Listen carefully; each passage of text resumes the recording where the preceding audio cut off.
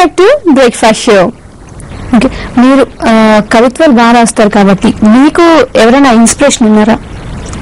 Inspiration అంటే ఇంకా మామూలుగా ఇప్పుడు నేను 4 లైన్లో నా గురించి ఒక పోయం రాసుకున్నానండి. చెప్పండి.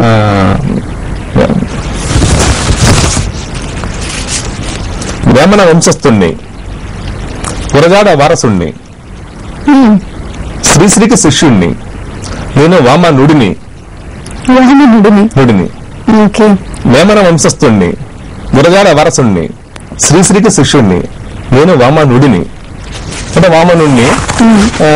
వామనుడిలో నుడి కూడా ఉంది. తెలుగు నుడికారము చాలా నాకు ఇష్టమైన విషయం. తెలుగు నుడికారంతో చాలా పోయిమ్స్ ఉన్నాయి, నా కవితలు చాలా ఉన్నాయి. తెలుగు చాలా అద్భుతమైన భాష. At the same time English కూడా చాలా గొప్ప భాష అండి. నాకు 2 తల్లులు లాంటి వాళ్ళేమో. ఇంగ్లీష్ మమ్మీ ఇలా తెలుగు తల్లి ఇద్దరు కూడా. అలాగే మీ పిల్లలకు కానీ మీ మిస్సెస్ కానీ బాగా నచ్చిన మీరు రాసిన దాంట్లో ఏ కవిత అంటే వాళ్ళకి ఇష్టం?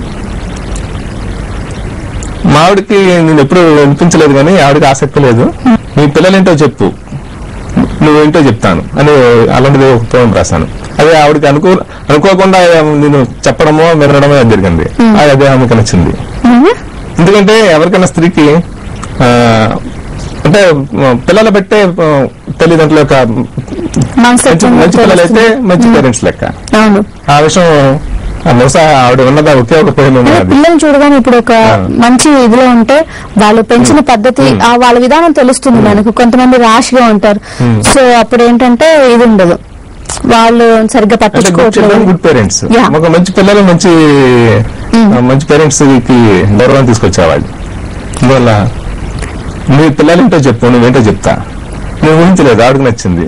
నేను ఇది కూడా ఎక్కువ ప్రచారంలో తీసుకురావాలి, ఎక్కువ కాబట్టి ఆమెకు నచ్చింది. అందువల్ల పొయిటరీలో ఒక విషయం ఏమంటే సెలక్షన్ చాలా కష్టమండి. కొన్ని 100 పోయిమ్స్ 1000 పోయిమ్స్ ఉంటాయి. అది ఎవరికి ఏదో వచ్చిందో తెలియదు. మీరెంతో స్పందించి ఒక పోయము ఒక మహాపండిత దగ్గర తీసుకెళ్తే ఆయన మొహం చిట్లిపోతుంది, చిట్లించుకుంటాడు. అంటే ఆయన టేస్ట్ వేరు, ఆయన ఒక మనిషి కానీ ఆయన టేస్ట్ వేరు, ఎవరి టేస్ట్ వాళ్ళది. అందువల్ల ఎడిటర్స్ జాబ్ అంటే కలెక్షన్ ఆఫ్ పోయిమ్స్ చాలా కష్టం అండి. అంటే ఒక సంపుటిని తీసుకురావాలంటే, ఒక కొత్త పుస్తకం తీసుకురావాలంటే నాకు ఇదొక వేదన. ఏది మంచి పోయమో ఏది కాదు, ఏది తీసేయాలి, ఏది ఉంచాలి, ఎవరికి నచ్చుద్దో వాళ్ళకి నచ్చే పోయం మానుకోవడం కష్టం అండి. ఓకే సార్, మీరు మా ఆడియన్స్ కానీ అలాగే మీ అభిమానులకు కానీ ఏమైనా చెప్పదలుచుకున్నారా? చెప్పేంత వాడిని కాదు, రాసేవాడిని, వినిపించేవాడిని. SMS ద్వారా పంపడం నాకు అలవాటు. దయచేసి మీరైనా నా ఫోన్ నెంబరు మీ కార్యక్రమంలో ఇస్తే నా రైడర్స్ పెరిగితే నాకు సంతోషంగా ఉంటుంది. ఖచ్చితంగా సార్. అలాగే మా కోసం 1-2 కవితలు చెప్పండి. పుట్టల్లో పాములుంటాయి, పాలిటిక్స్ లో స్కాములుంటాయి. పుట్టల్లో పాములుంటాయి, పాలిటిక్స్ లో స్కాములుంటాయి.